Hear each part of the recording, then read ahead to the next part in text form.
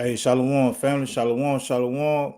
Hey, this your brother with the servants coming back at y'all with another Tuesday special, Truth Revealing Tuesdays, Truth Revealing Tuesday. This your brother Eli. It's your boy, y'all. Hey, man, we coming back at y'all with another one. You know what I'm saying? We coming back at y'all with another one.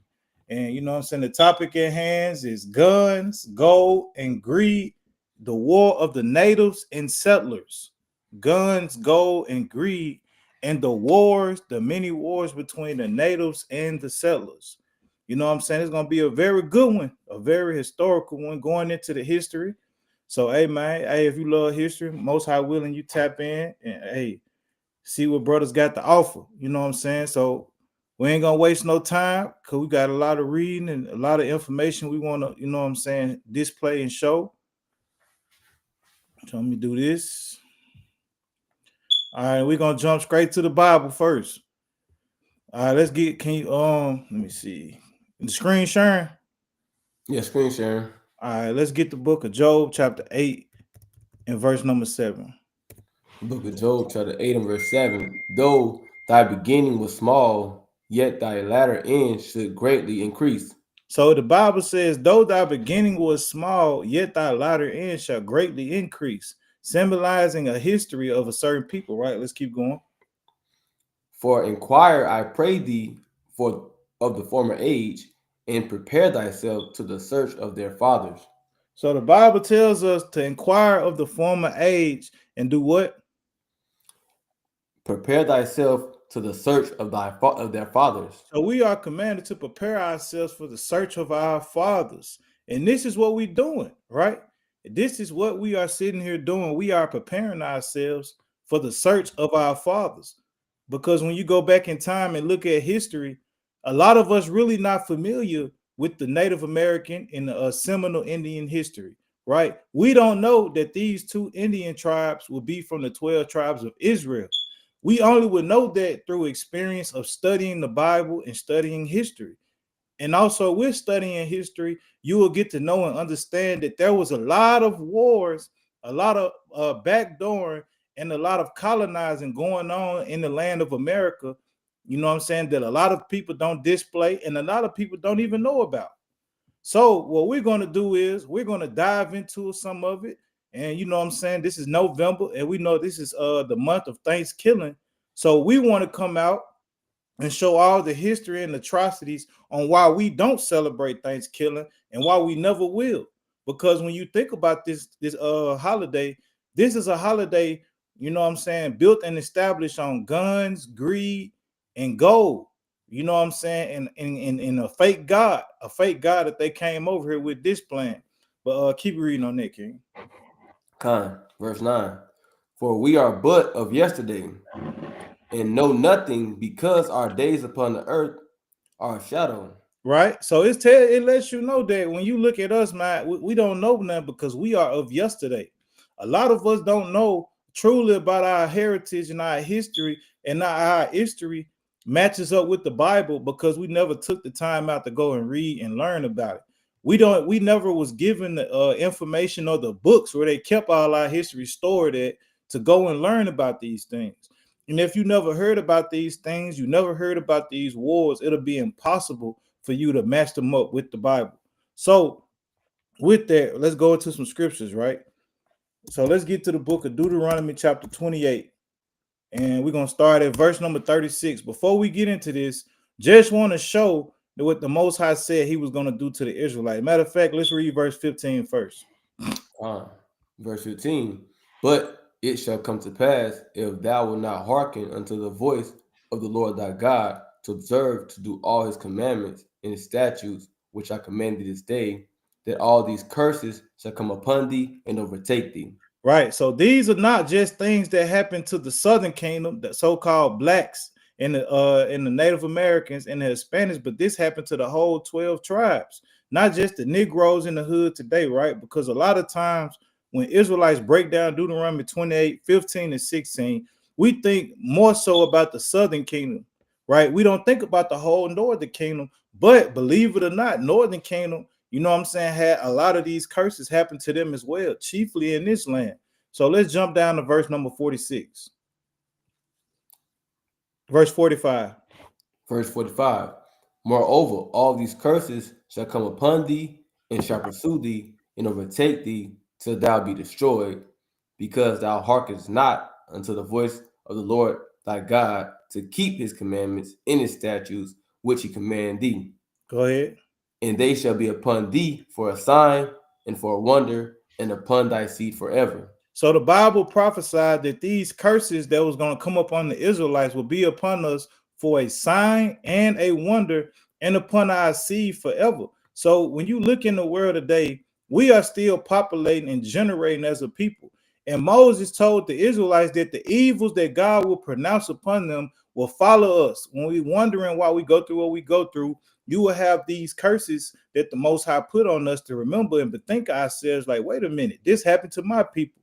Right. And when you look at it, says for a sign, when you want to find your identity and we soul searching, this is how we'll be able to soul search and properly find out who we are. Because when you look at the signs that God left in the earth, these land masses, the languages, the tongue, the hatred of the nations, and he said these things will be upon our seed forever, to where today we are blessed with the information and knowledge to know that we are the Israelites, because these signs and these wonders that the Most High left, we are the ones that brought witness with these things.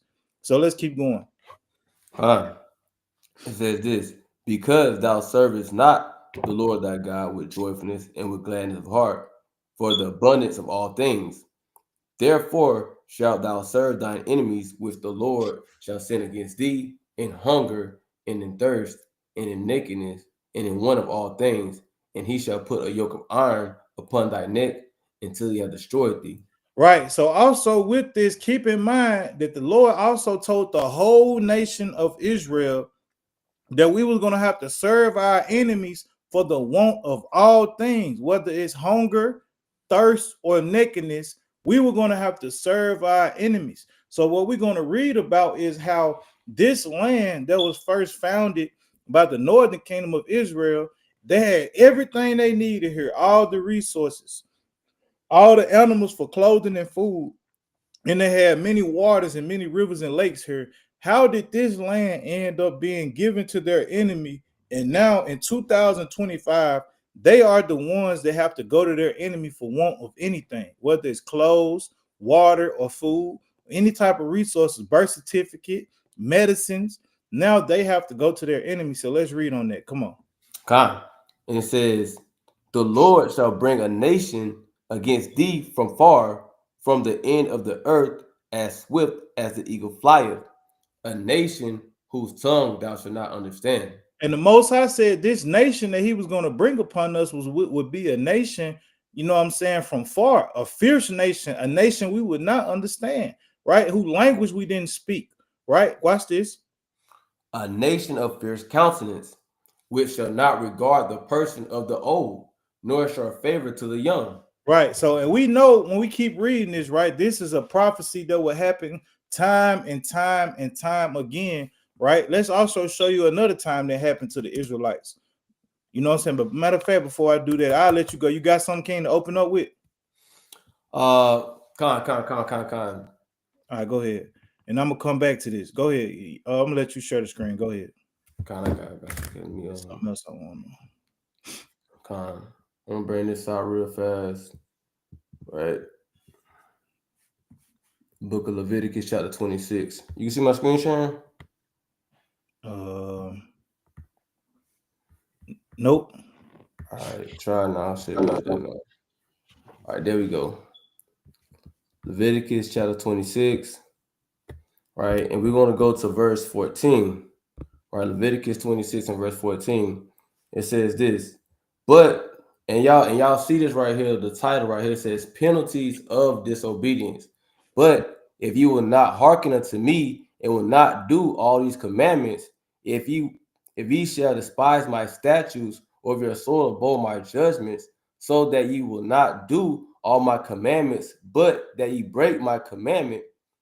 Let's keep reading. It says, I also will do this unto you. I will even appoint terror, consumption, in the burning og that shall consume the eyes and cause sorrow of heart. So the Lord say, for the disobedience of the Israelites, certain things are going to happen to them, right? He says they're going to point terror over you, right? And when you go into or understand what we're about to get into tonight, you're going to see the terror that the Most High have appointed over His people for their disobedience, right? Which will go into what the penalties of disobedience, right? I'm gonna jump down to verse number 17. It says, "I will set my face against you, and ye shall be slain before your enemies." Right. And if you look into the title that we put out tonight, right, you're going to see a lot of what we're talking about. A lot of what the Most High said would happen to the Israelites happen in these articles we're going to bring out, these books we're going to bring out, and you're going to see also that that these people are the Israelites, and you also going to see the penalties or the price it pays for being disobedient to the Most High, being that we are His chosen people. Right? It says, "They that hate you shall reign over you, and ye shall flee when none pursue you." So just keep these precepts in mind, because we're going to see these things actually play out, right, in real life, right? In real life, they have played out and still playing out to this day to the so-called Blacks, Hispanics, and Native Americans, right? But I yield on that. All right, bro. So we're gonna get into it. All right. So let's go into these wars and this history, right? Let me see. I want to pull this up first. So we're gonna go into these different wars. Let me see. Pull this up. Bear with me. So like, all right. Screen. All right. So now we're gonna go into the first set of the wars. The first set of wars. All right, and I'm gonna show you this book I'm reading this a lot of this out of. This is the book, The American Indian Wars. American Indian Wars, a history from beginning to end. And what it's going into is the colonial period. The colonial period. So when you think about the colonial period, this is talking about the colonizing period. You colonizing this whole entire land. So is this text of the Lord good enough to read? Con. Yeah, bring it up. Yeah, that's perfect. That's perfect. All right. So we're gonna dive into it. We're gonna have a lot of videos to play, and we're also gonna, you know what I'm saying, we're gonna do a lot of reading in the history, because a lot of this stuff is hid in books. A lot of this stuff is hid in books. Go ahead. Chapter 1, the colonial period. The settler and pioneer have at the bottom had justice on their side. This great continent could not have been kept as nothing but a game preserved for squalid savages. And this is how they looked at the northern kingdom of Israel. They looked at us as squalid savages and felt like this land was preserved for them, right? And this was something that was said by Theodore Roosevelt. This man is a well-known and renowned man in America today. And look at what he had to say about us. He called us savages. Come on. The colonial period in North America, 1540 to 1774, was characterized by the arrival of European settlers, mainly from France, Britain, Holland, and Spain. These settlers often found themselves dealing with indigenous people, sometimes exploiting existing enmities to form alliances and trading partnership with some tribes while fighting against others. Right. During this period, there were a bewildering number of often small-scale conflicts between settlers and native people, and between different groups of settlers in alliance with some tribes. Go ahead. These conflicts have become known as the First Indian Wars, and most of these early conflicts were concerned with the trade in furs. Right. So when you go into the origin of the wars that took place between the Indians, what you will learn to find out is when the settlers were coming over here, and this is after the point where they discovered the islands and the South Americas.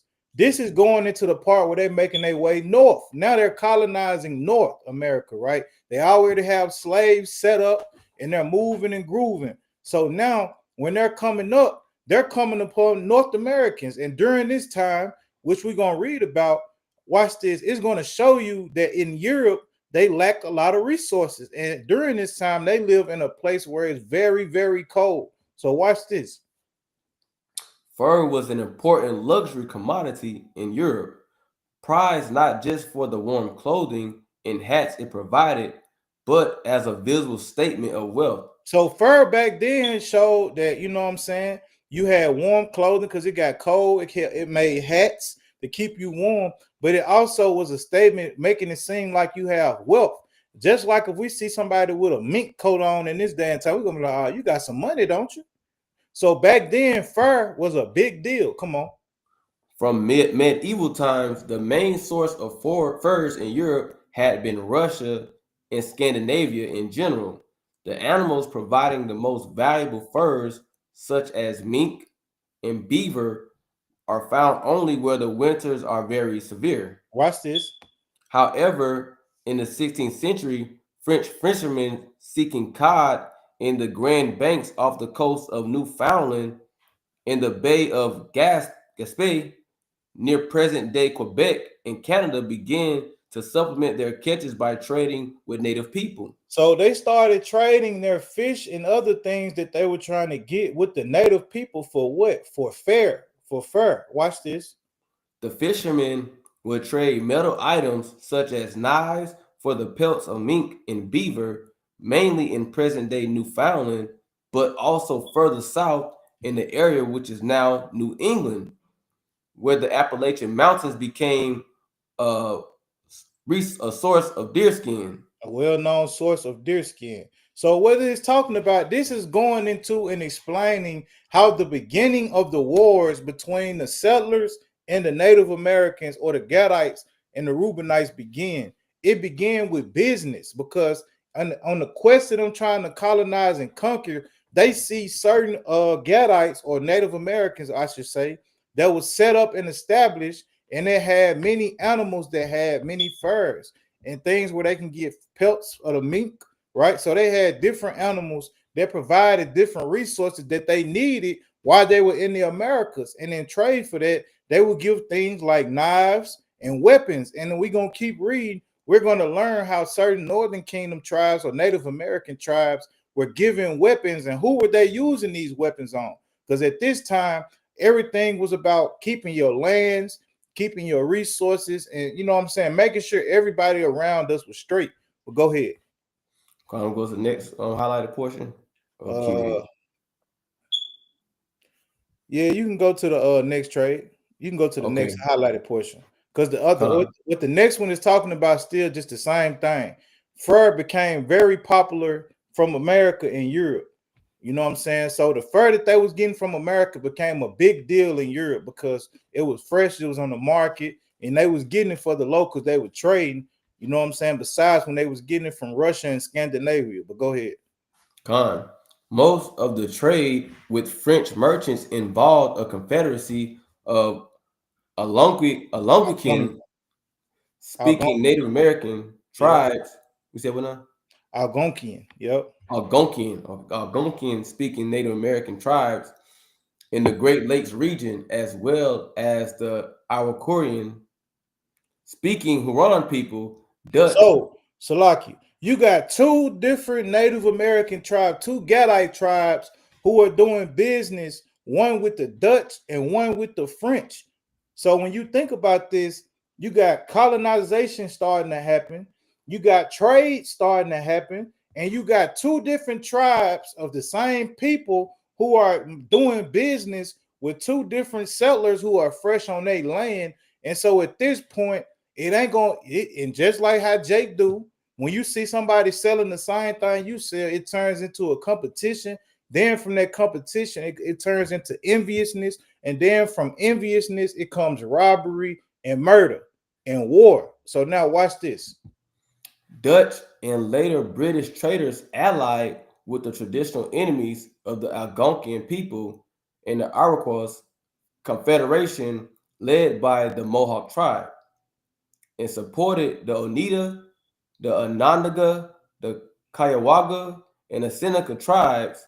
These tribes controlled an area in present-day upstate New York and east along the shores of Lake Ontario and Lake Champlain, Lake George, and the Hudson River. Right. So this is talking about Northern Kingdom Gadites living in the areas what we call today Buffalo, upstate New York, all in that area.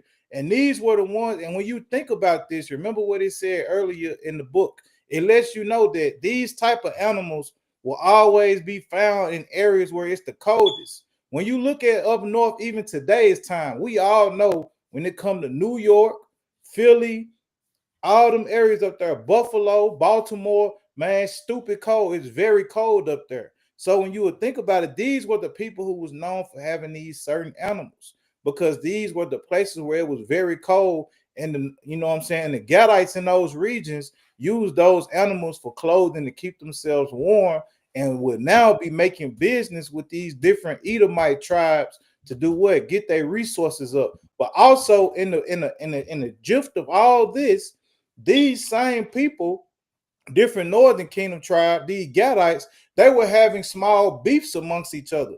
This is why when we just read, it says the Dutch and later British traders allied with the traditional because it was a beef over there over the fur, right? Because these people, it was a beef between who's going to have the more and who's making more money, and it was an act of survival.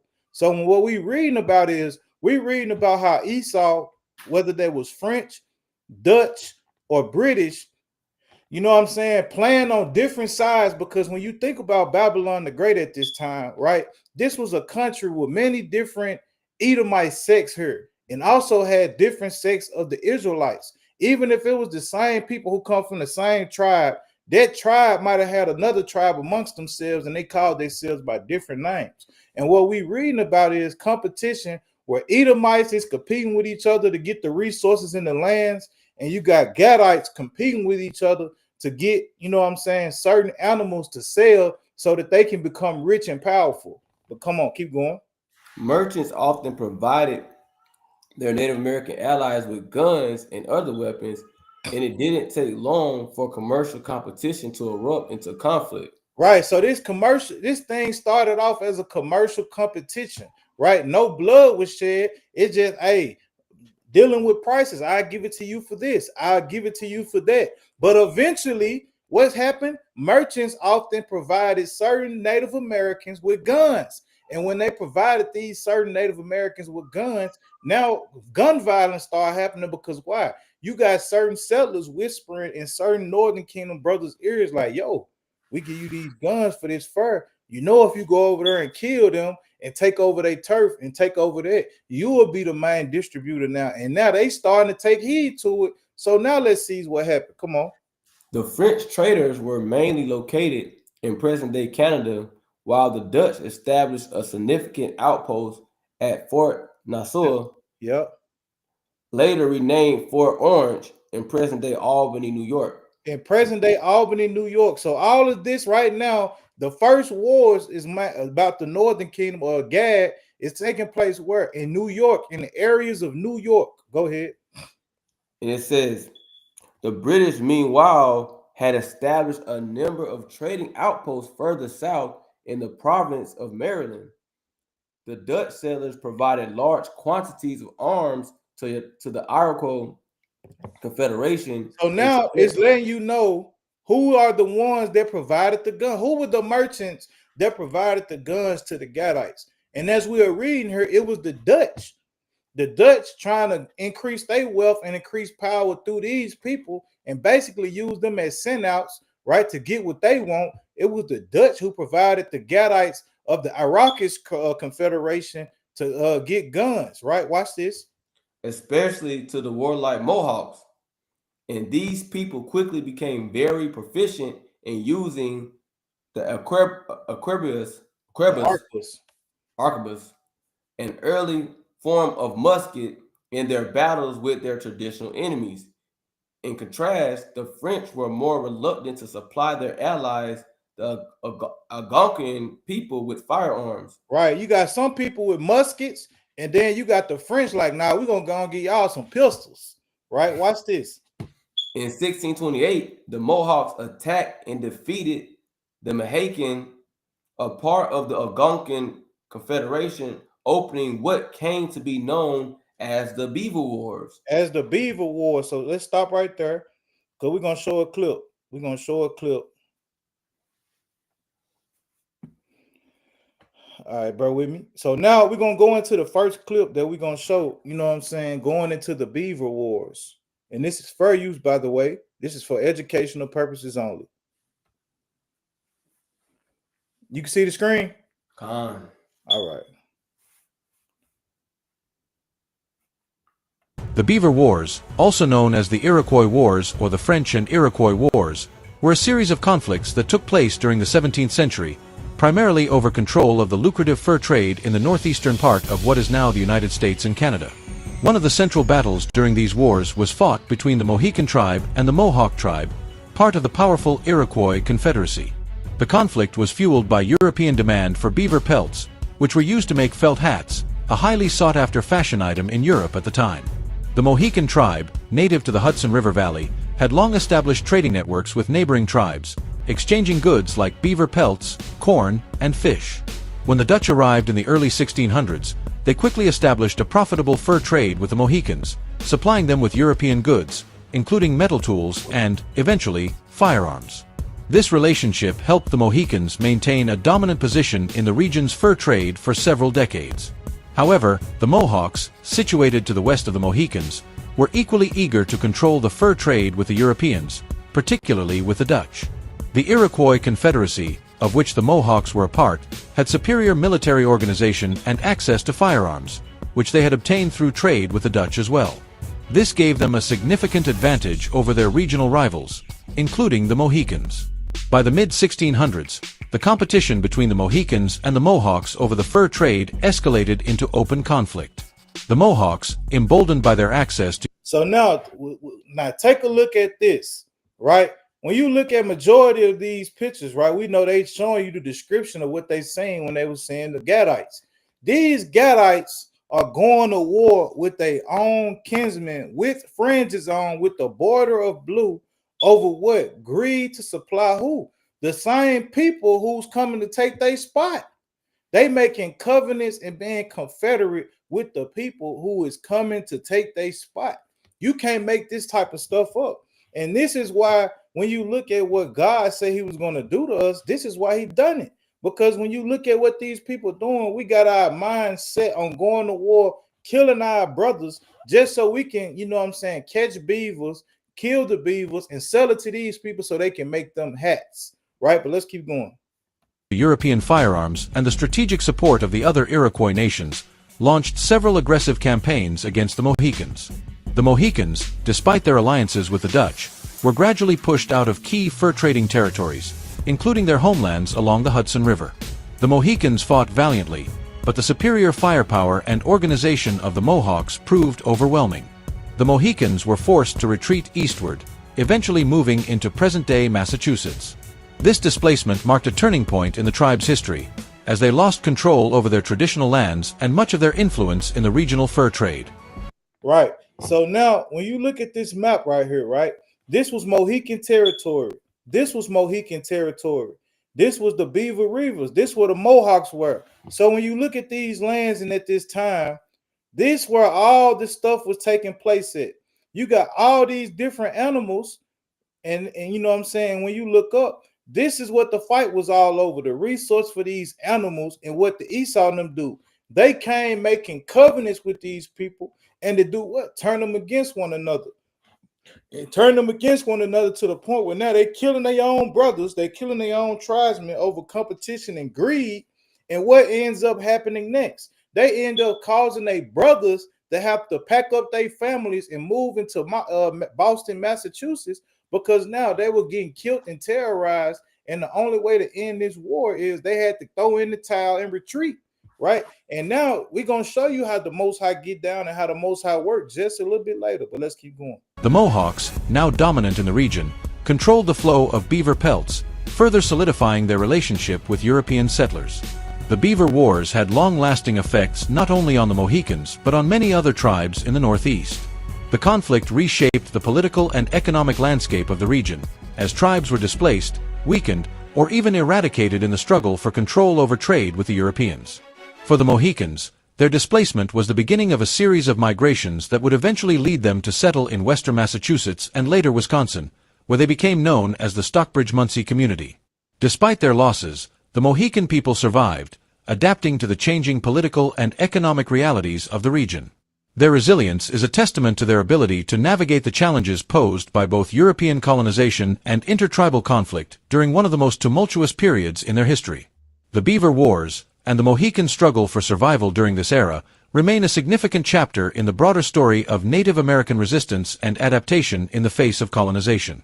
Right. So now let's go to the Bible, man, because this is utterly just wicked, right? This is just straight wicked. You got Northern Kingdom tribes going to war against other Northern Kingdom tribes.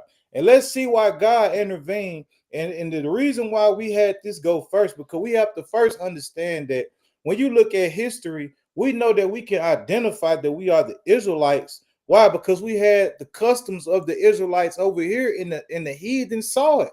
But the same time, we still know that we are the Israelites, because when it comes to survival and greed, brothers will turn their backs on each other. So now we're not talking about Judah versus Ephraim. We're talking about Gad on Gad violence and bloodshed over what? Establishing a covenant with the so-called devil that the Bible speaks of. So let's get this, man. Let's get the book of Leviticus chapter 19, verse 17. The book of Leviticus chapter 19, verse 17. Thou shalt not hate thy brother in thine heart. Thou shalt in any wise rebuke thy neighbor and not suffer sin upon him. Right, watch this. Thou shalt not avenge nor bear any grudge against the children of thy people, but thou shalt love thy neighbor as thyself. I am the Lord. I am the Lord. So the Bible commands us to love our neighbors as ourselves. We're not supposed to bear a grudge against our brother over some damn hats for the white man, for some beaver. You know what I'm saying? Over some small resources that God will give us an increase with. So when you look at this, this is what our people did. And this is what God said for the Israel. When you see God's country, when you read the book of Hosea chapter 4:1, like we're about to get into, this is going into the northern kingdom of Israel. This is just not even talking about Benjamin, Judah, and Benjamin, and Levi. This is talking about the northern kingdom of Israel.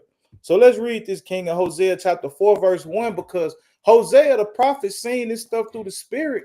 And when you read these certain books in the Bible, this goes into the reason why the Most High was so pissed off and angry with the northern kingdom. Let's read this, King. The book of Hosea chapter 4, verse 1. Hear the word of the Lord, ye children of Israel, for the Lord have controversy with the inhabitants of the land. Right. So when you think about North America in particular, the Lord said he has a great controversy with the land. Watch this. It says, because there is no truth, nor mercy, nor knowledge of God in the land. Right. So when you think about this, why is there no knowledge of God in the land? Because we're killing our own brother for profit and gain. Right. We're using guns to do what? Help us get silver and gold and resources to do what? Get greed to take over the land. And in the process of that, there is no knowledge of God within our land, because we're not abiding by the laws of God, which we came over here to keep in the beginning when the so-called white man pulled up. Because at this point now, what were we focused on? We was focusing on increasing our wealth and our relationship with them, because we see that they're now on the land, and we looking at it at this time like they bringing the offering to us, or they have something to offer towards us. Watch this. Right. By swearing and lying and killing our brothers. We were killing the Mohican tribe and stealing their lands, burning their lands up. Go ahead. And stealing and committing adultery, they break out and blood touching blood. And when you look at the income of it, right, blood start touching blood. Blood start touching blood.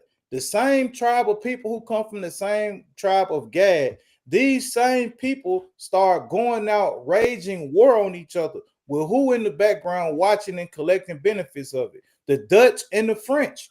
But let's keep going. God, therefore shall the land mourn, and every one that dwelleth therein shall languish with the beasts of the field. Buffaloes, with your beavers, you know what I'm saying, with your deers, all these different animals. Go ahead.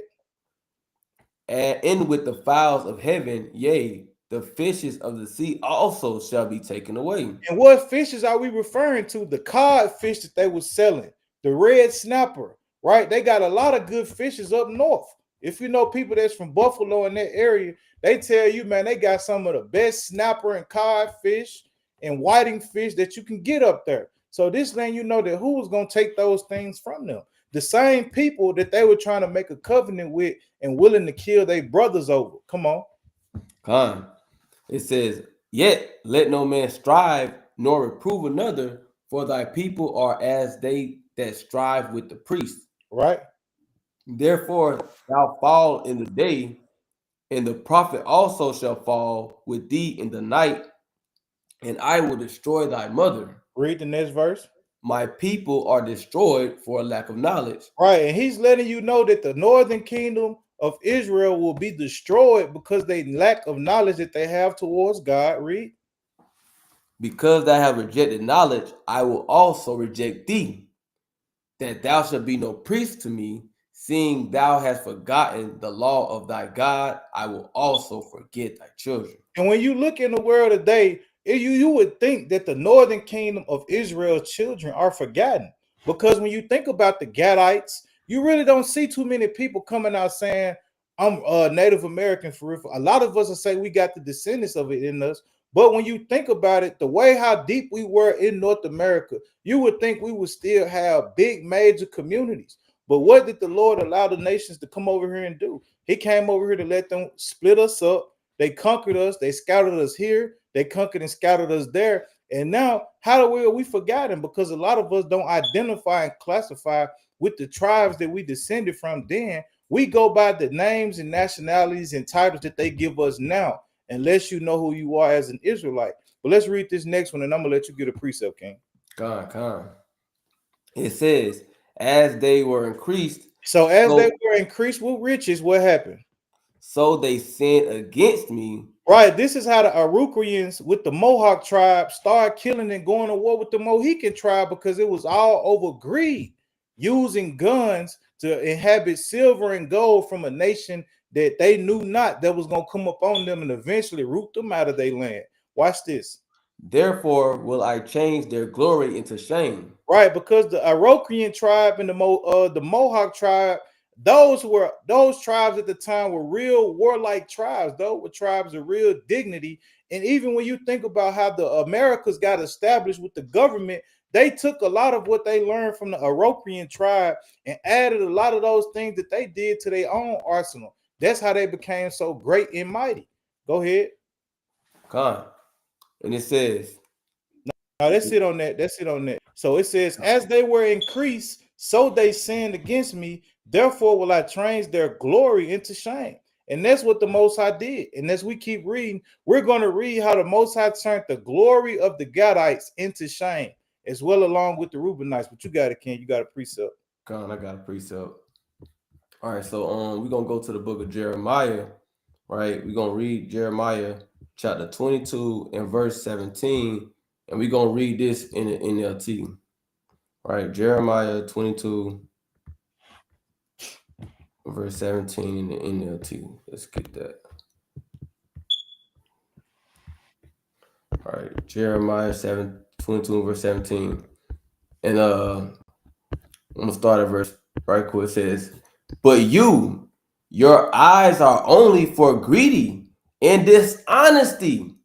Right? So there's a lot of dishonesty going on, there's a lot of greed going on with all these different things that you see what's going on with these different tribes, right? They was trying to make pacts with the so-called white man, right? And end up having greed and causing what to happen? You murdered the innocent, right? And that's what they was doing. They was taking each other's lives just off of greed, right? Oppress the poor and rule and reign ruthlessly, right? Our people was reigning ruthlessly over each other. Why? Because of greed, right? Because of money, because of guns, right? Because of the ability to increase, right? And that's always a price for that, right? It's always a price to pay when you get greed into the equation, right? When you murder the innocent, the Most High always cast out judgment, right? And you will see this happen, right, to them over time. You will see the judgment that the Most High have dealt with them for their greed, for dishonesty, for the murder of the innocent, right, for oppression of the poor, right? The Lord end up judging our brothers and sisters for their actions done off of greed. But I just want to bring that out, King. All right, while you still got that on there, pull up Isaiah 28 and verse number 14.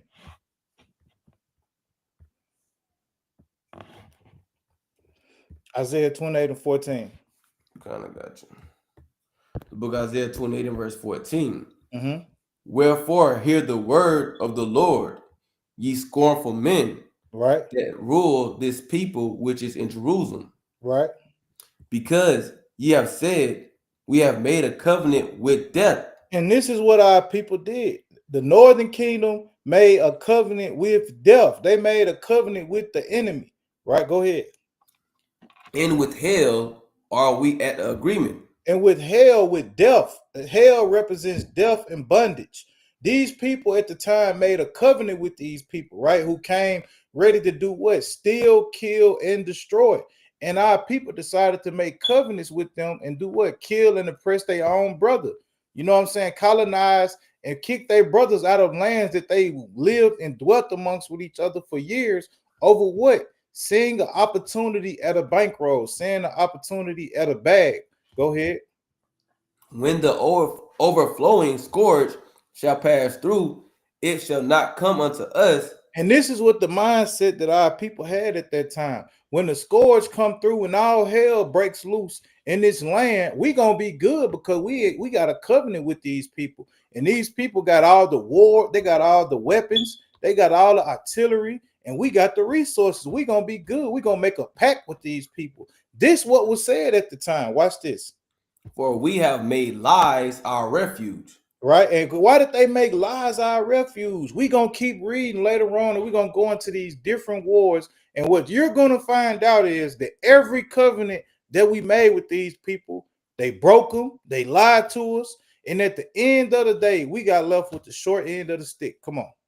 And under falsehood have we hid ourselves. And under this falsehood have we hid ourselves. We didn't hide ourselves under the covering of Yahweh by Hashem Yahweh Shai.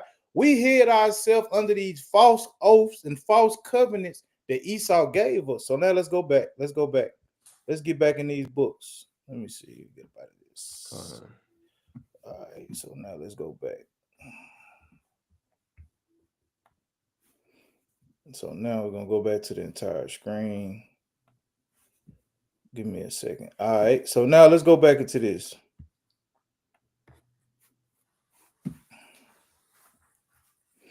All right, so we're gonna start back where it says in 1628, King.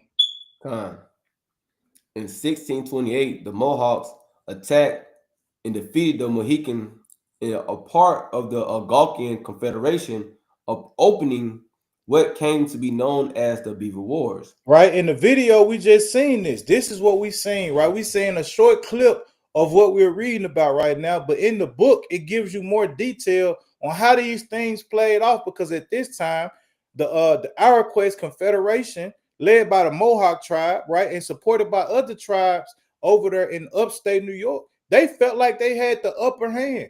But let's see how this thing played out. Come on.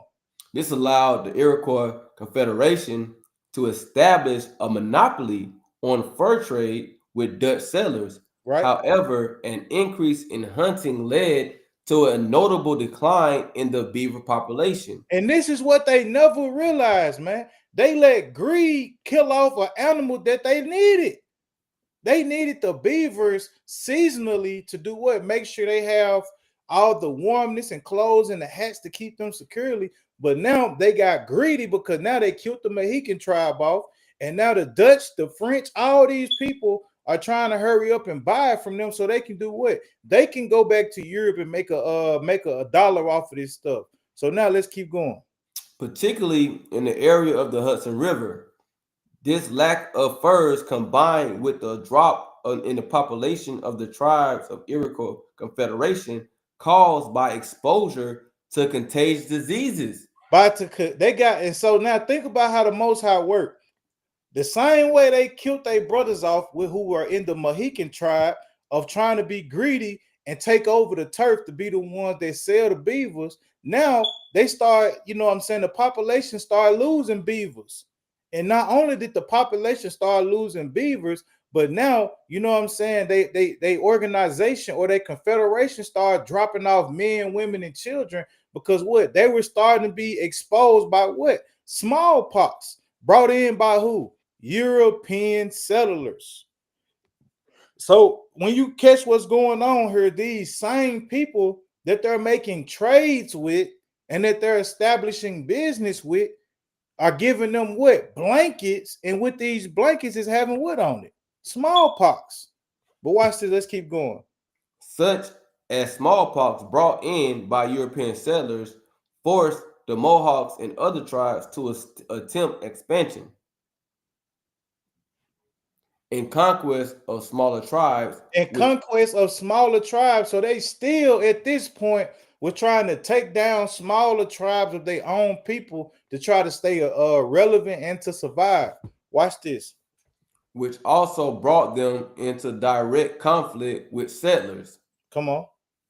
The Iroquois Confederation first attacked and defeated the Winrow people in the west of present-day New York in 1638. So stop right there. Let's look this up real quick. Who are the Winrow people? Watch this. You see that it says the Renrohunrin or Renrow people were an indigenous people of the northeastern woodlands, historically from western New York and possibly Pennsylvania. So now they're making war. This same confederation of Northern Kingdom Gadite Israelites, these people are doing what? They making war with their own people. And this is what Hosea 4 is going into. Blood is touching blood. Go ahead. As further expansion to the west was blocked by the existence of large and unfriendly tribe, the Iroquois began to look to the north to territory controlled by the Huron. Stop. Let's see who these people were. Who were the Hurons? A member of a confederation of native North American peoples, formerly the region of east of Lake Huron and now settled mainly in Oklahoma and Quebec. Right? So when you think about this, these people are preying on who? They own Gadites who they had previously, before these devils came, been living peaceable with for years.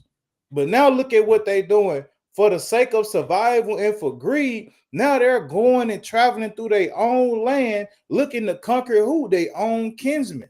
Go ahead. And other allies of the French. Right.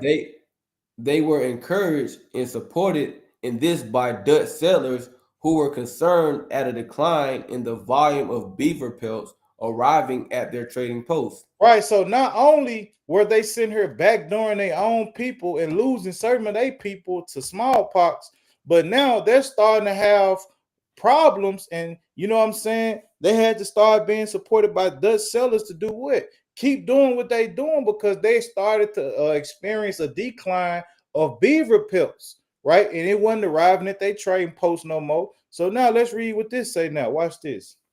In the early 1640s, the Iroquois began to attack Huron villages on the St. Lawrence River, disrupting the supply of furs to French settlers. Mm-hmm.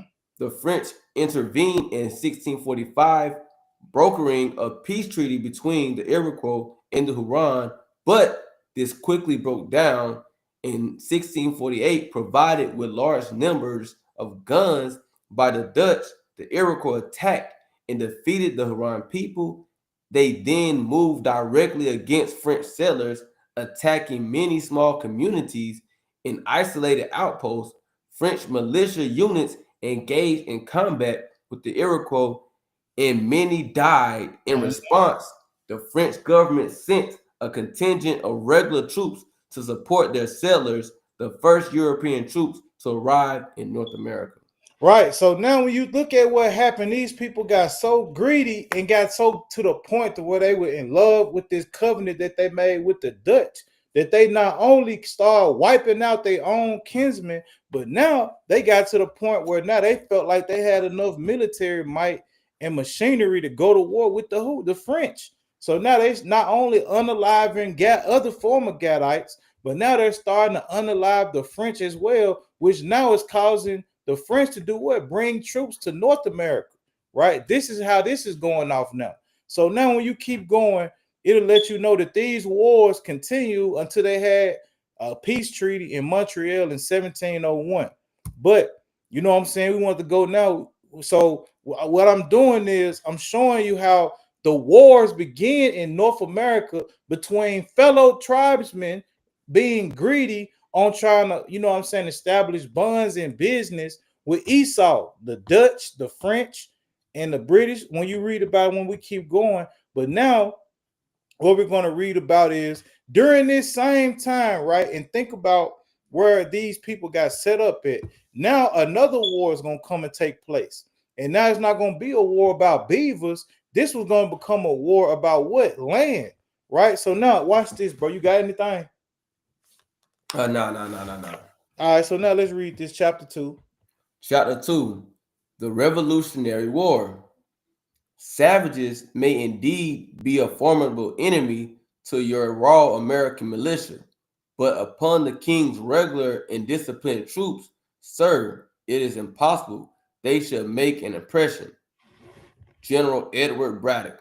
Right. So now we're going into the 1760s. Time is still going along, and we're going to read about those same people that we read about who were killing their own kind. What? Over some beaver pelts. So now let's keep going. In the 1760s, there was a growing discontent in the 13 British colonies in America. One of the causes of this unrest was the passing of the Stamp Act in 1765, which imposed taxes on many products produced in the colonies. Right. So now let's stop right there, King, because now we got to come back. Give me a second, because we got to come back over here now. So now let's look up and see. Give me a second. Let me see. There we go. So let's look and see what a Stamp Act is.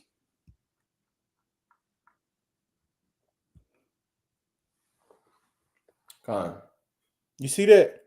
Con, I see it. Oh, okay, all right. It says the Stamp Act of 1765, also known as the Duties in American Colonies Act 1765, was an act of the Parliament of Great Britain which imposed a direct tax on the British colonies in America and required that many printed materials in the colonies be produced on a stamped paper from London, which included an embossed revenue stamp. Printed materials included legal documents, magazines, playing cards, newspapers, and many other types of paper used throughout the colonies, and it had to be paid in British currency, not in colonial paper money. Right. So as you can see, the British, you know what I'm saying, which we know them to be Edomites as well, you know what I'm saying, they playing the extortion game. So now when we get back here, now we see what's going on. These people who took over the 13 colonies, these people were mad and enraged because they feel like they're getting extorted and played. And they feel like, hey, why we have to pay for something that we wasn't there for in the first place? And the effects of this. So now let's show this. Let me see where I do with it. All right, here we go. These were the 13 colonies.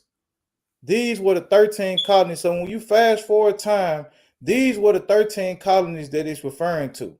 And now when you look at this and pay close attention to this, right? Look at the areas that the 13 colonies possessed. And now look at the areas we just read about within these same areas right here. This is where all the unalivings that the Mohawks were calling to the Mohican tribes and to the other tribes that they conquered as well. The Huron tribe. This is where all this unaliving was at. And you know what I'm saying, being funded and provided from the Dutch. So this is where all this madness was taking place at. And meanwhile, there's 13 colonies being established over here as well. So now let's get back to this.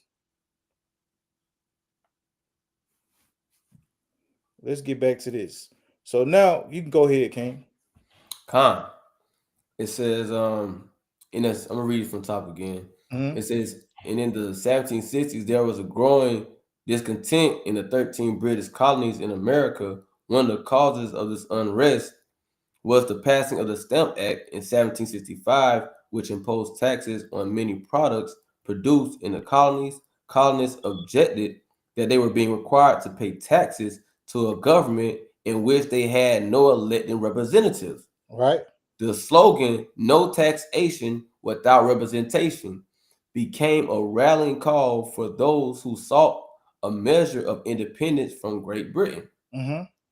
As the independence movement gained support, Native Americans in the areas controlled by the 13 colonies were also forced to make a choice. Right. So now who was those Native Americans that was forced to make a choice? This is where we have to ask ourselves. So we showed the map for a reason. And when you look on the map, those Mohawk tribes or the Iroquois tribe that we're gonna read about, these were the ones in that local area, right? And not only them, but at the bottom there were other tribes, but we're gonna read up on that. But for the sake of time, yeah, you come on, you can keep reading. We're gonna jump up in a minute though.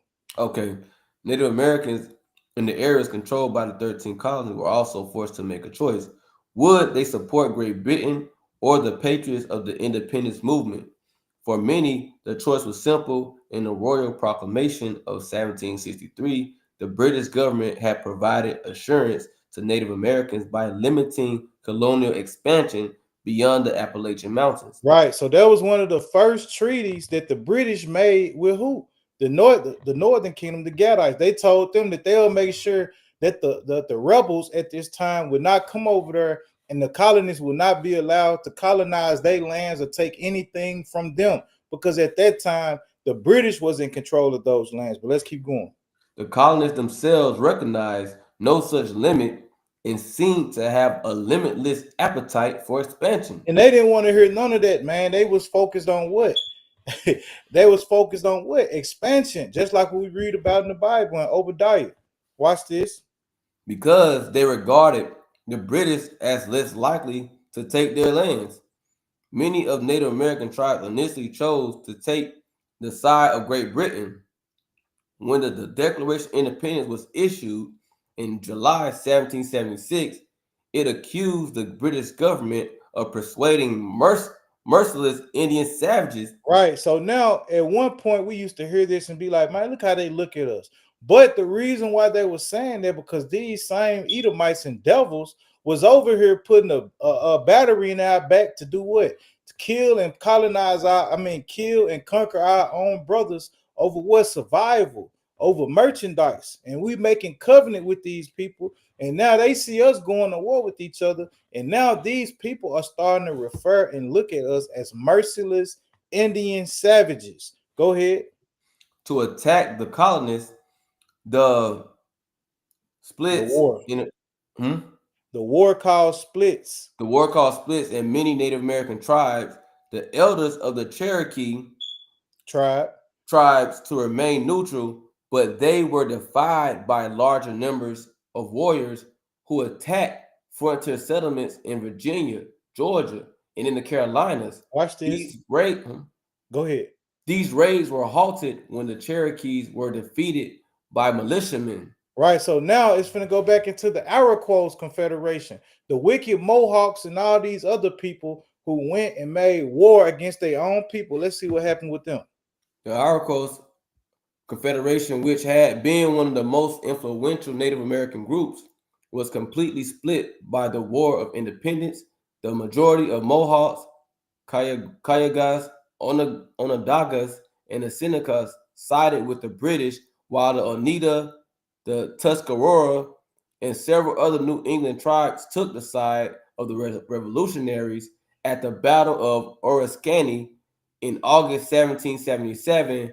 Patriotic forces supported by warriors from the Oneida tribe, one of the founding members of the Iroquois Confederation, fought against loyalist forces supported by Mohawks and Senecas. Right. So that's it on that. So when you look at this, man, when you look at what we talking about here, man, you got these same tribe of people who, you know what I'm saying, at one point came together and was killing and colonizing their own people, now getting put in a basket to where they had to choose between the British or the colonists. And now this caused a split amongst themselves because they both like, hey, I'm finna go fight for this one. Well, we going to fight for this one.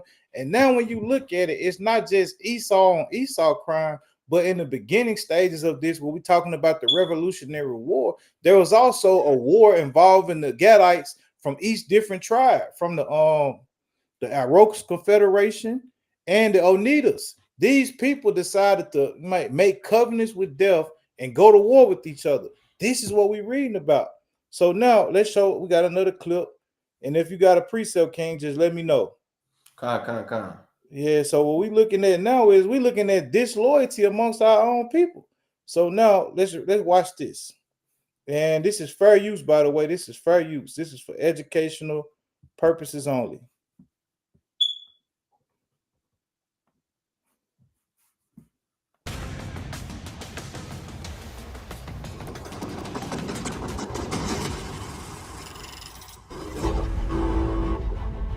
The American War of Independence was an 8-year-long war after which the 13 American colonies won their independence from Britain and went on to establish the United States of America. To give some context, we would have to go back to the 7 Years' War, as the cost of British victory against France left the British government deeply in debt. From their founding in the 1600s, the American colonies were largely left to govern themselves.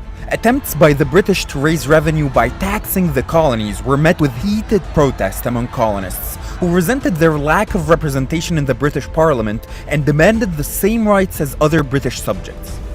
Colonial resistance led to violence in 1770 when British soldiers opened fire, killing 5 men during the Boston Massacre. 3 years later, Bostonians boarded British ships and dumped their tea cargoes into Boston Harbor as an act of protest against British taxes known as the Boston Tea Party. The outraged British Parliament passed a series of punitive measures designed to reassert authority in Massachusetts.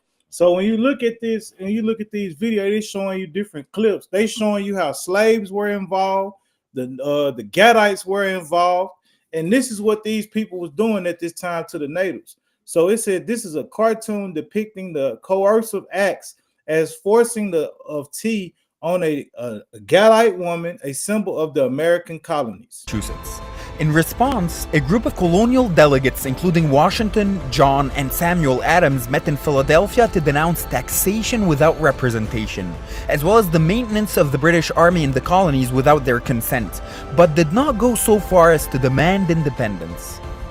In April 1775, local militiamen clashed with British soldiers in Massachusetts, marking the start of the Revolutionary War.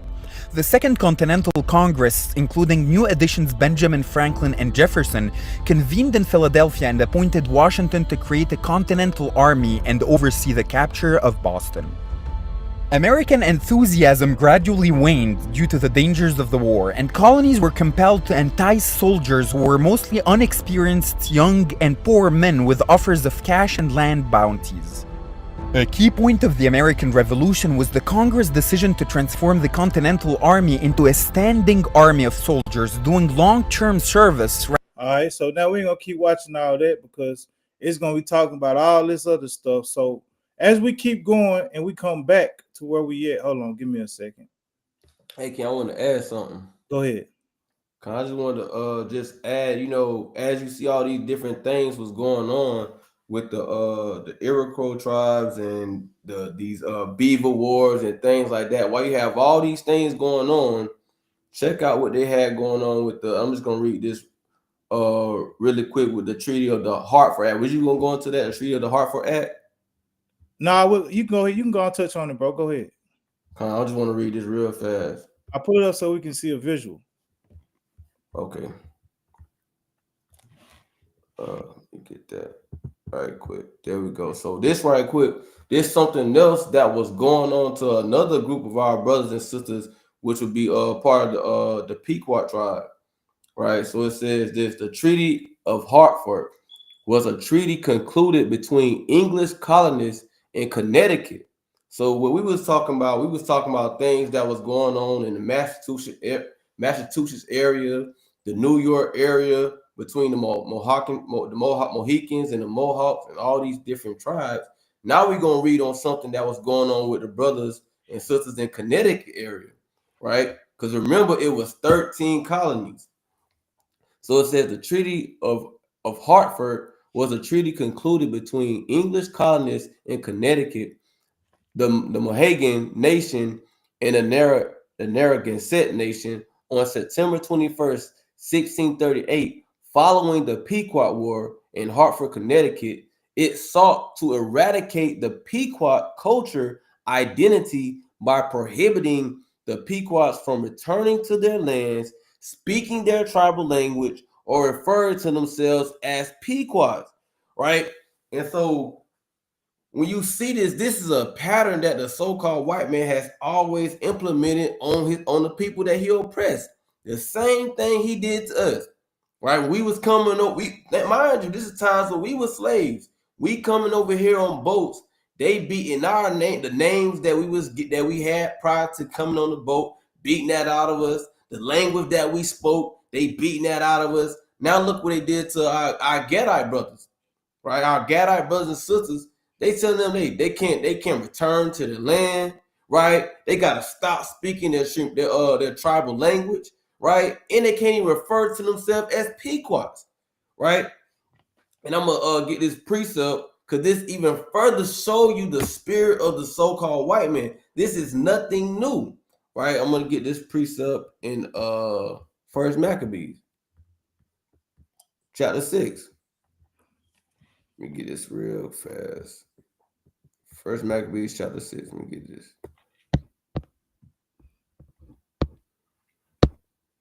Hold on, let me refresh this page.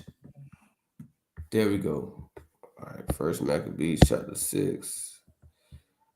Get this, because it came a time where we couldn't profess ourselves to call ourselves to be a Jew, right? We could not say that we was a Jew, and so the same spirit that the so-called white man was moving in, then he's moving in the same spirit when in the time where they came to conquer the Native Americans, the Gadites, right? Our Gadites brothers and sisters, they were moving the same spirit then, right? During the time that the Grecians had took over different parts of the world at that time when they came and besieged Israel. But this is First Maccabees. You know what I'm talking? What I wanted, King. Second Maccabees 6 and 6. Second Maccabees 6. That's what it is. Second Maccabees. The water for that. Second Maccabees 6 and 6. All right. Let me get this real fast. So this Second Maccabees 6 and 6. It says, neither was it lawful for a man to keep Sabbath days or ancient feasts or to profess at all to be a Jew. So the same spirit that the Grecians had back then, which are the so-called white man, they carried on that same spirit over here to the Americas, and they implemented the same thing to us, and not only to us, but to our Gadite brothers and sisters. So they still doing the same thing. It's nothing new under the sun. So they're still doing the same thing as they have done before. But I just want to bring that out real fast, King. You got it.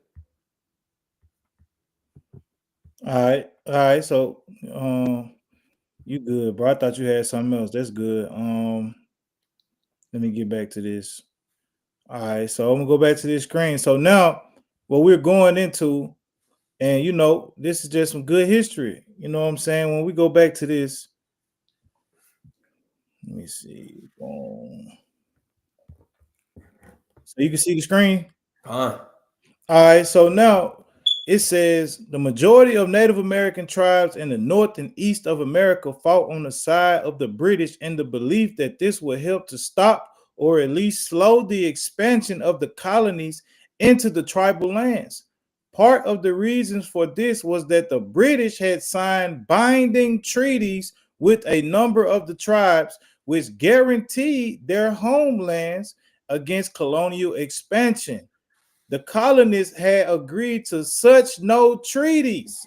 So when you think about what we just read, these people fought hard for the British because they didn't want their lands to be colonized by the colonizers who were already set up. But in the process of this, the colonists didn't set no treaties with them. The colonists just was giving them, hey, you help me, it is what it is. If you don't, we're still coming to get this land. no matter what. So now watch this. However, when the war ended with the defeat of the British in 1783, Native Americans were not even mentioned in the subsequent Treaty of Paris. So now, wait a second. The British agreed to hand over the control of all territory east of the Mississippi, south of the Great Lakes, and in the north of Florida, despite the fact that it had already signed treaties with Native Americans promising some of this land to them. So now, watch this, bro. Watch this. We got to deal with this, right? So now these same people, let me go out of this because we got to get some scriptures now, bro. Hold on, man. We got to get some scriptures. So now watch this. We just went over this, right? So now let's watch what the Lord says about this. This is the book of Isaiah, chapter 24 and verse 14. It says, wherefore hear the word of the Lord, ye scornful men. Even though at this time this was for Judah to be warned, but these scriptures is double to that which is his. It says that rule the people which is in Jerusalem. It says, because ye have said, we have made a covenant with death, and with hell are we at agreement. This is what the northern kingdom did. They made a covenant with death. They made a covenant with death, and within that, guess what happened then? The same people that they made this covenant with, promising them that, hey, once this war is all said and done with and it's finished, hey, we're going to promise y'all land back and y'all going to be, you know what I'm saying, cool and content. This is what the Bible says about people and individuals who put their trust in man. It says, thus said Salaki, Jeremiah 17, verse number 5. Thus said Yahweh, cursed be the man that trusted in man, and maketh flesh his arm, and whose heart departed from the Lord. This is what the Lord's saying about anybody who puts their trust in man over the Most High. And when you look at the Gadites at this time, they put their trust in the Dutch, they put their trust in the British, they put their trust in the French, and they did all this in hope of getting resources. They will be able to keep their lands, and to the point to where they was willing to even go to war amongst themselves to try to keep this thing going. And what ended up happening at the end? They put their trust in man and was confounded. So now let's go to another one. Let's go to some more precepts. This is the book of Isaiah, chapter 10, verse 1. It says, woe unto them that decree unrighteous decrees, and that write grievousness which they have prescribed. Right, to turn aside the needy from judgment, and to take away the right from the poor of my people, that widows may be their prey, and that they may rob the fatherless. And when you look at what happened eventually, right, these were decrees that got put in place for the Gadites, but guess what? None of it got remembered. It said when the British lost the war, the British people didn't even consider or bring up the Native Americans at all. They weren't even worried about it. They gave up everything that they had. And you know what I'm saying? They gave it to Esau and told him, hey, y'all won. Y'all got it. Right? You got something, bro? Like you got it. All right. So now when you look at this, this is what happens. And this is what happened when we go against the grain, when we go against God's commandments. And, a lot of people never look at it like this, because at the end of the day, the atrocities that happen to Gad, and I'm a Gadite myself, it does make us angry, and it does make us want vengeance from the Lord. But we first have to realize how we went off and sinned and went against ourselves, trusting in resources. We made a covenant with death, right? Because these people come to do nothing but kill, steal, and destroy. And we let gold, guns, and greed make us turn from our God and turn against our own brothers. So this is what we did. This is why I say the Lord is just. And when you think about the atrocities that happened over here, it makes perfect sense on why the Most High did it.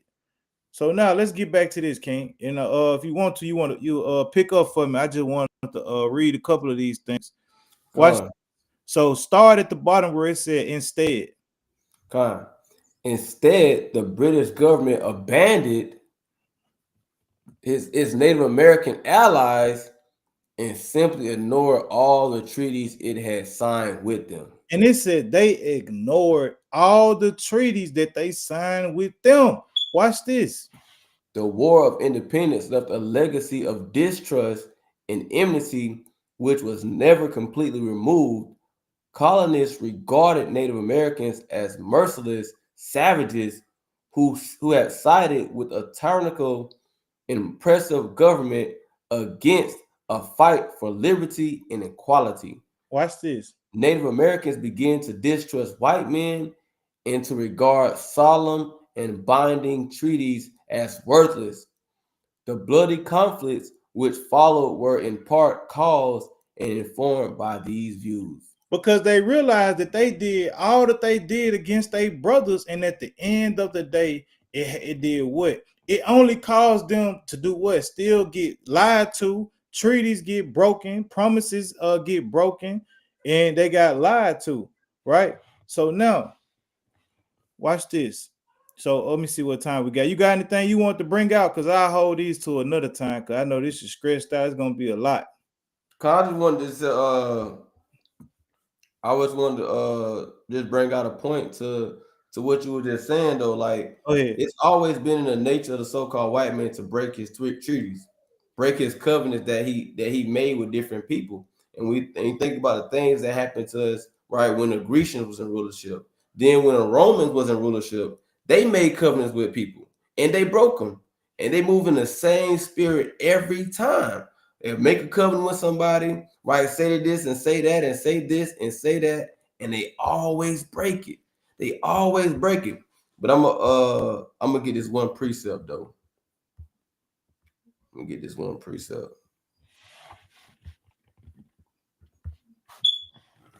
You know, classic precept. Said words were smooth as butter. All right, let me get that. But it's Proverbs 55 and 21. Psalms right? 55, yeah. Psalms 55 and 21. Khan says the words of his mouth were smooth than butter, but war was in his heart. His words were softer than oil, yet they were drawn swords. And at this time, the British, they didn't care nothing about this covenant they had with them. All they was worried about was the war at hand. That's all they cared about. Was to take over the colonies, right, and to regain having power over the colonies, right. And our people soon found out, right. Also, the scripture says, "Never trust thy enemies." They had to understand that this people that was in the land with them, that was occupying the land with them, were an enemy.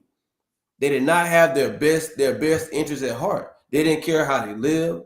They didn't care they didn't care about their families. Right, and that goes back to the precept the brother also was talking about when he brought in Deuteronomy chapter 28, how it said they're not going to regard the old or the young, right?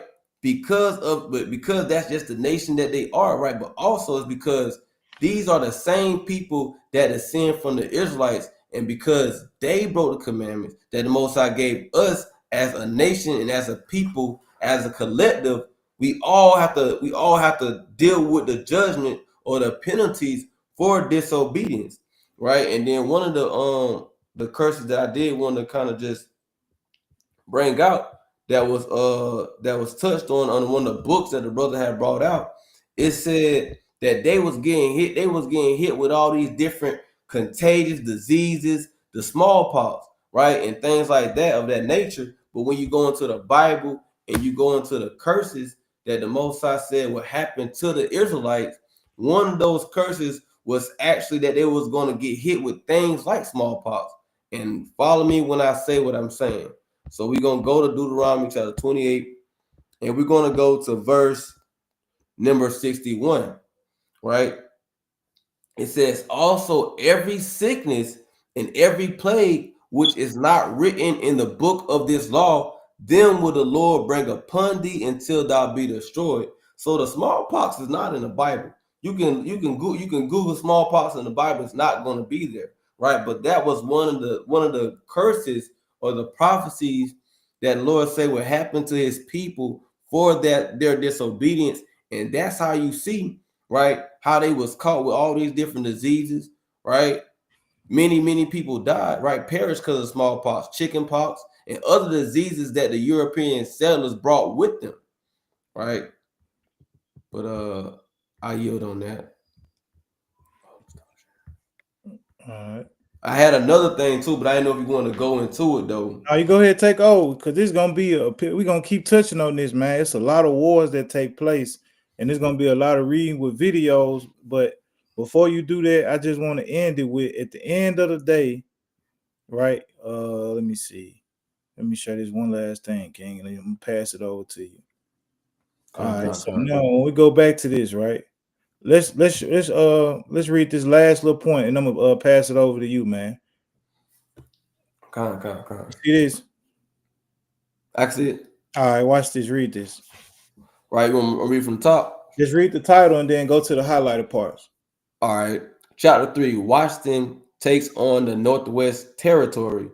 All right. Discovery gave an exclusive right to extinguish the Indian title of occupancy either by purchase or by conquest. Right. So now these same lands that the Native Americans were inhabiting, because of their sin, see what the Most High is doing. So it started off at us being greedy and envious of each other over beaver pelts, to where it led to us getting guns, a battery getting put in our back to go to war with our brothers, right? To push some of our brothers this way and some that way. And now we sitting here making another covenant with the British and joining sides with the wars with these people in hopes of keeping our land and preventing the colonists from taking over our land. To now what? The colonists end up winning the war, and the British end up having to surrender the lands, which leads to us now being able to not trust these Edomites.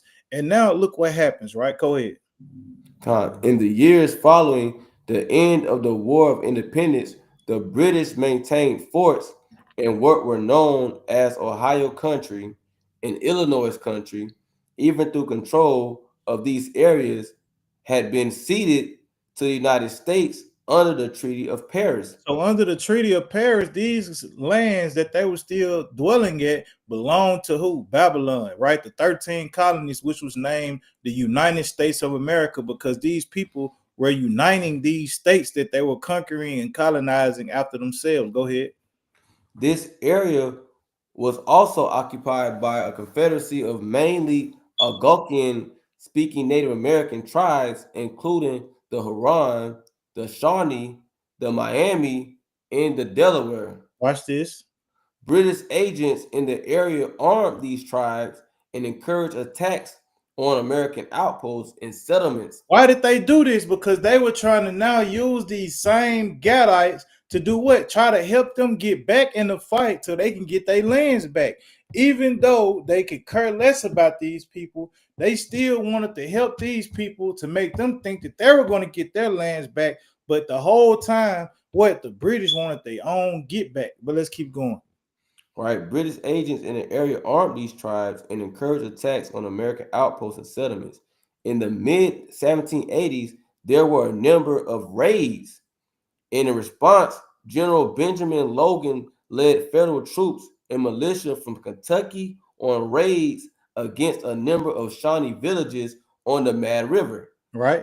These raids led to the unaliving or capture of many Shawnee. In response, the scales of raids increased. During the late 1780s, approximately 1,500 U.S. settlers in Kentucky, south of the Ohio River, and farmers north of the river were unalived. Watch this. In 1790, President George Washington ordered General Josiah Hamar to mount a major offensive against the Shawnee heartlands in India. In October, a force of 400 U.S. troops attacked almost 1,100 Native American warriors and were completely defeated. He said they had 400 of them attacked 1,100, and all of them were defeated. So when you read about this, right, all of this is showing you. Keep going. Watch this. Keep going. The following year, Washington ordered a Major General Arthur St. Clair, governor of the Northwest Territory, to mount a larger campaign to subdue the hostile tribes. In November 1791, a force of almost 1,000 U.S. military camped at Fort Recovery in Ohio. They were attacked by almost 2,000 Shawnee and Miami warriors, and the American force was slaughtered. More than 600 soldiers were unalived, as well as over 200 camp followers.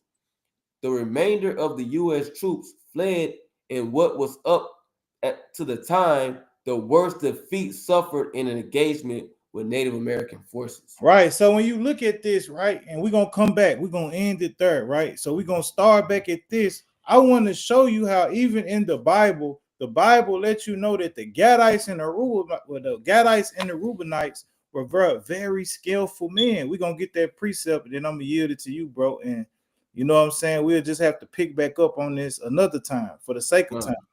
So first, let me get this in 1 Chronicles chapter 12. Let me show you what type of people these were that will even be able to do that. So a divine intervention will have to get in the way, you know what I'm saying, and cause these people to get overthrown by what they sin. Because when we read about these people, they want nothing to play with. Let's read that, King. 1 Chronicles 12 and 8. The book of 1 Chronicles, chapter 12 and verse 8. And of the Gadites, there separate themselves unto David into the whole to the wilderness of might, men of might, and men of war, fit for the battle. Right. So when you think about the Gadites, the Bible says these men were men of might, men of war, fit for the battle, that could handle shield and buckler. And it said they would be able to handle shield and buckler. Come on. Whose faces were like the faces of lions, and were as swift as the roes upon the mountains. And this is why the Bible, this is why when we read into this history here, this is why when you read this is letting you know that these Gadites were able to kill this many Edomites only because what? These were men of might, men fit for the battle, and men as quick as roes going in and out the mountains. So God would have to intervene and create these new weapons to cause these Gadites to get unalive. Because when you think about it, we are God's army. We are the warriors of God. And if God intervenes and overthrows us, we finish. But if we for God, no nation could stand between us. And what caused the downfall of the northern kingdom was their greed and their distrust in the Most High and the covenants that they made with the nations. And as we keep going, we're going to unfold all that. But you got it, King. Take the floor. You got it. Con. And I don't want to get a precept just to add with that. You know what I'm saying? I got a precept. And then we're going to watch this little clip that I got, right? So we can just almost throw this precept just to add to how fierce, right, the Gadites were, right? So we're going to go to Deuteronomy chapter 33 and go to verse 20, right? Deuteronomy 33 and verse 20. We're going to read this in the NLT, right? This is Deuteronomy chapter 33 and verse 20. And it reads, it says, Moses said this about the tribe of Gad. Blessed is the one who enlarges Gad's territory. Gad is poised there like a lion to tear off an arm or a head, right? And that's the fiercest that they came in. It said that was one of the worst battles. And when we look at it, though, to be honest, the Gadites and the Reubenites, they gave the so-called white man hell. They did. They gave them because they was fighting with them for years, decades, right? They weren't fighting with the British for what? A certain amount of years, right? They had the Civil War so amount of years. But when it came to fight against our brothers, right, and our brothers and sisters, hey, they gave them hell, right? But that shows the fierceness of our people, our forefathers. And like the brother said, you know, we are a warrior nation, right? But it comes with us keeping the commandments of God. When we're keeping the commandments of God, right, we're on a whole different level. We're the most powerful people in the world, in the entire world. That's how David was able to conquer so much land, right? That's how Joshua was able to conquer so much land. Why? Because we was aligned and obedient to the Most High. But when we're not obedient, right, and we're not aligned with the Most High, we fall victim and we fall prey. We fall to oppression to all these different nations, right? Because again, solely off our disobedience, right? So I want to show we see that these are warrior nations, but look what happened to our brothers and sisters. Let's share this screen right here. I'm gonna show y'all the effects that the colonists had on our. When the Europeans first arrived in America, This is for fair use, and I'm gonna see if I can make this wider. Lord willing, I can, but I don't know if I could. I don't like these little things. Let me see if I can make it wider. Nah, they won't make it wider, but let me know if you can hear this though. besides their expansion over the continent, they actually brought with them diseases which wiped out around 90% of. Hear that? Were you able to hear that, King?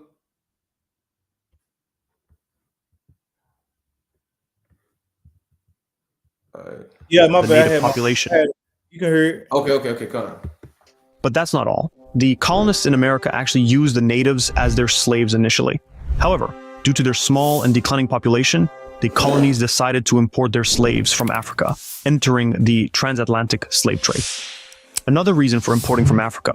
All right, so I just wanted to show y'all, because I really wanted to show the part of the map right there where you see how much land that our brothers and sisters, the Gadites and the Reubenites, how much land they actually had prior to the white man coming over, so-called white man coming Europeans over. first arrived in America. Right? Besides their expansion over the continent, It quickly started to decrease, right? they actually brought with them diseases which wiped out around 90% of the native population. It says they wiped out by dang the native 90%. Now I don't know how true that is, but because they're in the Native Americans, but that's for another time.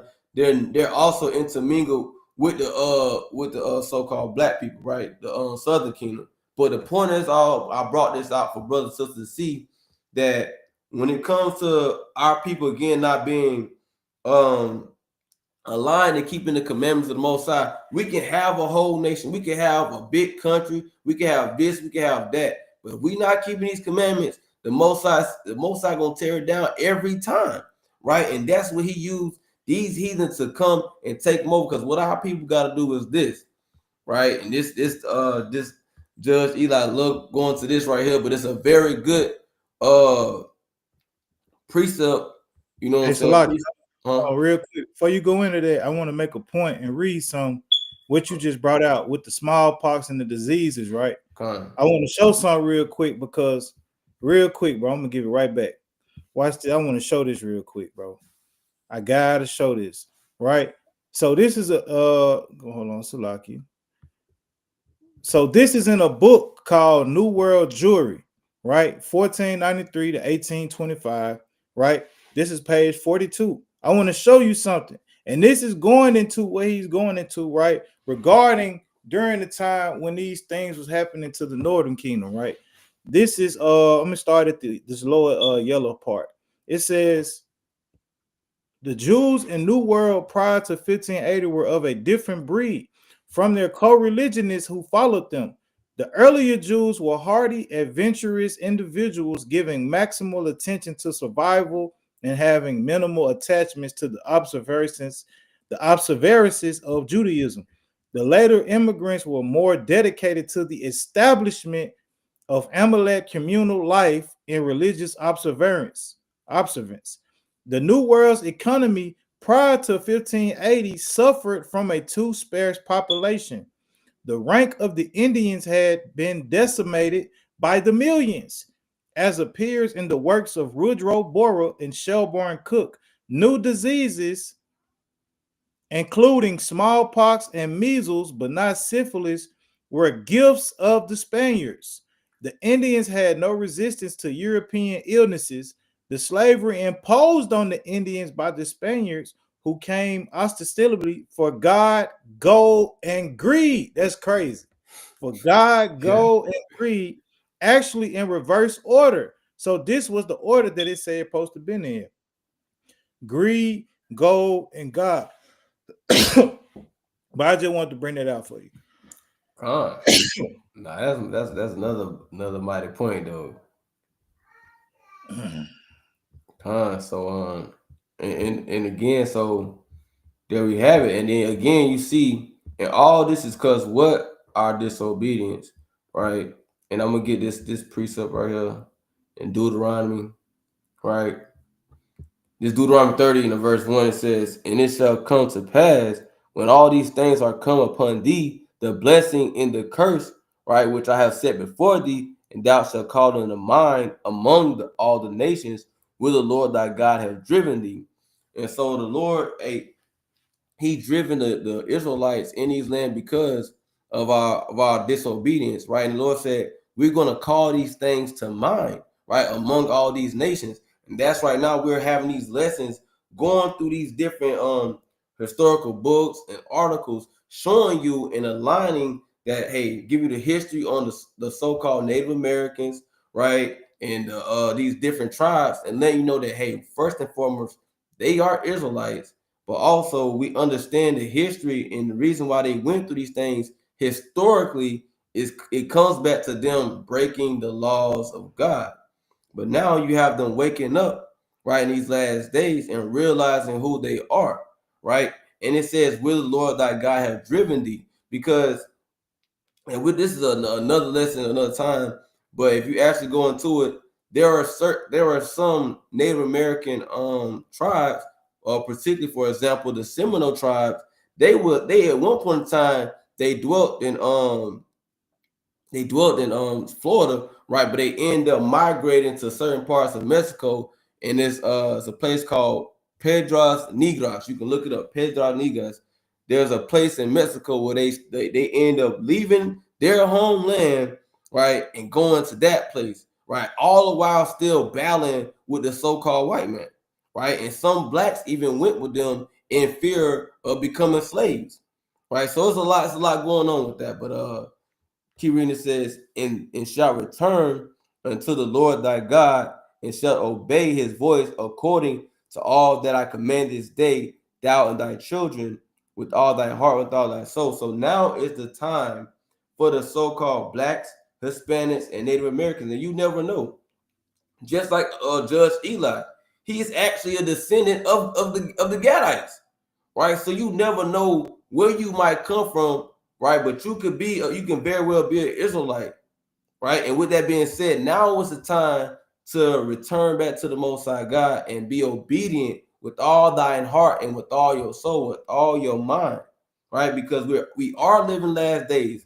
A lot of things is going on throughout the world as we speak, right? And just as just as this truth continues to spread to all the four corners of the world, the more and more iniquity and wickedness is going to rise, right? So with that being said, you're now more than ever, you're going to need the Most High, right? Like the brother just said, he brought a beautiful precept about men putting their trust in men, making men their man their strength, right? Now it's not time to make man your strength. Now is the time that you need to make the Most High your strength and rely on the Most High. Now is that time, and not putting your strength into man, because man can't do a dang thing for you when this famine come, when the pestilence come, when all the manner of the riots and anarchy, when all these things happen. No man can save you but the Most High Yahweh Shem Yahushai. And that's why we're urging our people to come back to him, letting them know their history, let them know their heritage, let them know where they come from, and let them know that now is the time to return to their maker. But I yield.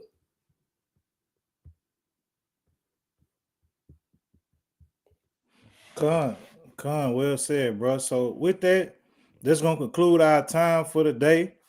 Knowing we try to keep it at a certain part, but you know what I'm saying, the next 2 weeks we might have to go over our time to get all this out, man. It's a lot of information, and we're trying to do series on it. Hey, a lot of our people don't know the history, man. A lot of people probably never heard of the Beaver Wars or all the wars that included with the Gadites. A lot of people just know about Thanksgiving, the Independence Wars, and the American Revolutionary War. But all the other wars, my brothers don't know nothing about them. So it's important for us to study our history, get equipped, and be prepared. So when it's time to explain, and you talking to a tribesman, or you talking to a Gadite, a Manassite, a Cubanite, a Reubenite, you know what I'm saying, you will be able to explain to these brothers and sisters how you know they the Israelites, and explain to them the atrocities and the judgments and the plagues that the Most High put on them. So, hey, man, we pray if you watched it, you know, it was interesting for you. You wrote down some key points, notes. You know what I'm saying? You want the books, man, get at us. We'll help you out. And that's what we're here for. And most high willing, we won't keep revealing the truth. So with that, we pray that y'all weeks be blessed. Brothers and sisters, stay in the spirit.